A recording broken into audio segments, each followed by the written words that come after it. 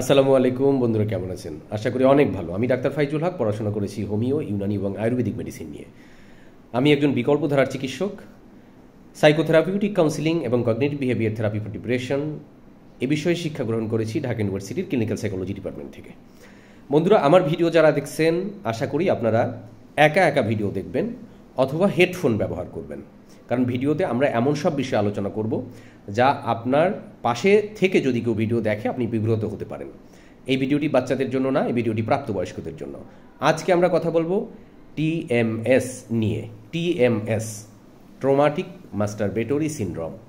আমি আমার ভিডিওর টাইটেলে এই নামটা লিখে দেব। আপনি ভিডিও দেখার পরে গুগল করবেন, আপনি এ বিষয়ে স্টাডি করবেন আরও তথ্য জানার জন্য। বাংলায় আমরা বলতে পারি পর্ন মাস্টারবেশন। যে সকল ছেলেরা বিছানায় উপুর হয়ে তাদের যৌন তৃপ্তি লাভ করে, উপুর হয়ে বিছানায় ঘষে ঘষে বীর্যপাত ঘটায়, এই যে প্রক্রিয়া, এটাকে বলা হয় টিএমএস বা পর্ন মাস্টারবেশন। নর্মালি এটা আসলেই খুব সমস্যার একটা বিষয়।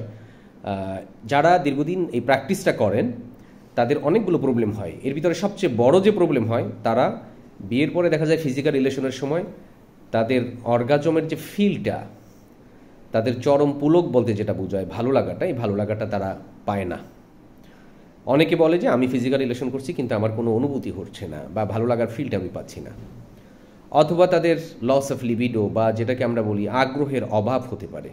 তার ওয়াইফ পাশে আছে কিন্তু সে তার প্রতি আগ্রহ ফিল করে না, যৌন আগ্রহের অভাব হতে পারে।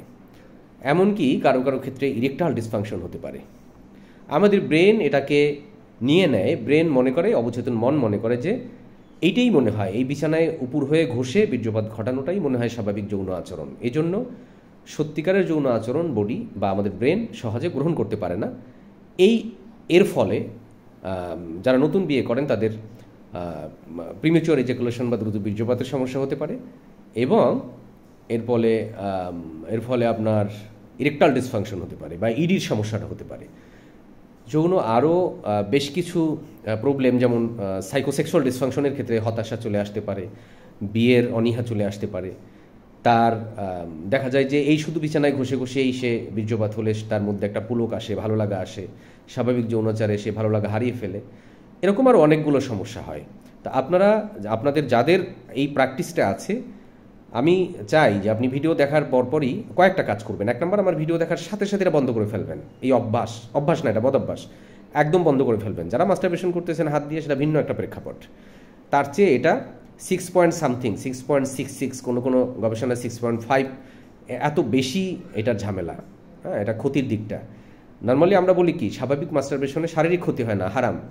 অতিরিক্ত মাস্টারবেশনে কিছুটা প্রবলেম তৈরি হয়, কিন্তু এটা একদম প্রমাণিত যে এটাই কিন্তু আপনার প্রবলেম তৈরি হবে। তো এই জন্য আপনি কি করবেন, আমার ভিডিও দেখার সাথে সাথে এটা বন্ধ করবেন। 2 নম্বর হচ্ছে, সবাই গুগল করবেন, স্টাডি করবেন। আমি এই প্রবলেমটা টিএমএসটা লিখে দেব। কি লিখবেন আপনি গুগলে, কি সার্চ দেবেন, এটা আমি লিখে দেব। এইটা আপনি সার্চ দেবেন গুগলে।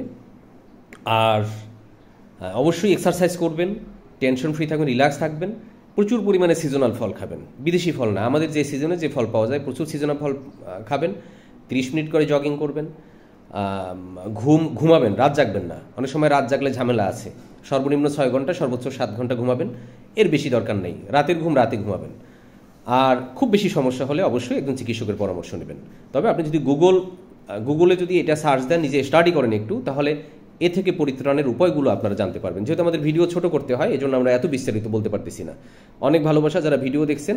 আশা করি আমার ভিডিও দেখা শেষ হওয়ার সাথে সাথে এই যে টাইটেলে যে লেখাটা দেবো, এটা নিয়ে গুগলে সার্চ দেবেন এবং বিস্তারিত জানবেন। আল্লাহ হাফেজ।